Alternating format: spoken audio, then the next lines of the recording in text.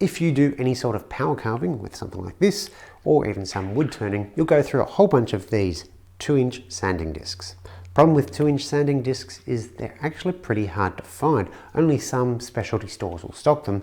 So if it happens to be a weekend and you've run out of your last disc, what do? You could use scissors and cut out a disc and it'll be okay, but it's a bit of a pain in the butt to do it, and it's only ever okay. You could of course buy a whole bunch of discs. They are a little bit more expensive to buy them in the 2-inch disc form than pretty much any other form when you're looking at centimeters squared type thing, and they are a little bit more awkward to store than other forms of sandpaper. What I like to do is get a roll of sandpaper, particularly the stuff that's used on drum sanders, as it's very durable cloth-backed material, and punch out my own.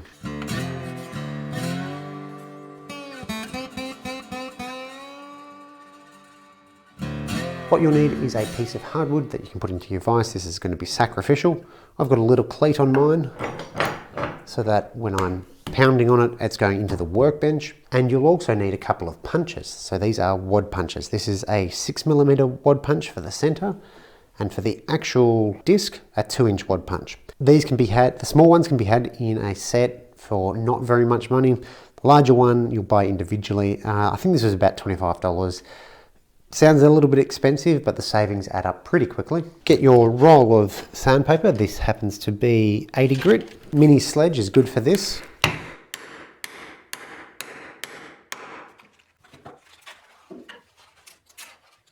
And quite quickly you punch out a perfect circle. The next problem is, how do you get the hole in the middle? For Arbortex products, they use a flange with a bolt that actually attaches it to the sander.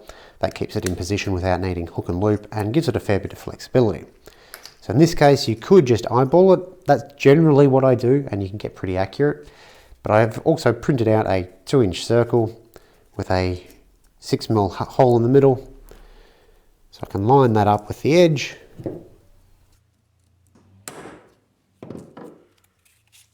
And there you go.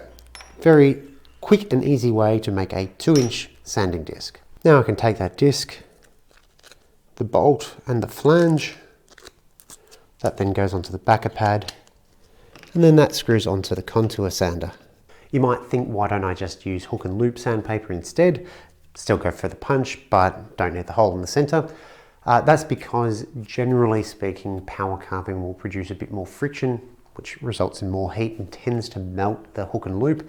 So this sort of mechanical bond with the screw tends to hold up a little bit longer. It's nothing worse than the sandpaper disc letting go before the grit is actually finished on it.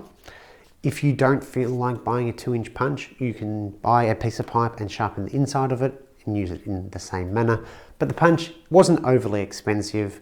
It does its job very well, and I didn't have to really fiddle around to get an exact circle straight away. Now, I actually got this idea from Arbortex themselves. They sell the sandpaper discs, sure, but they have a video on their channel of how you can do this exact same process, though they used a 2-inch pipe and just sharpened that.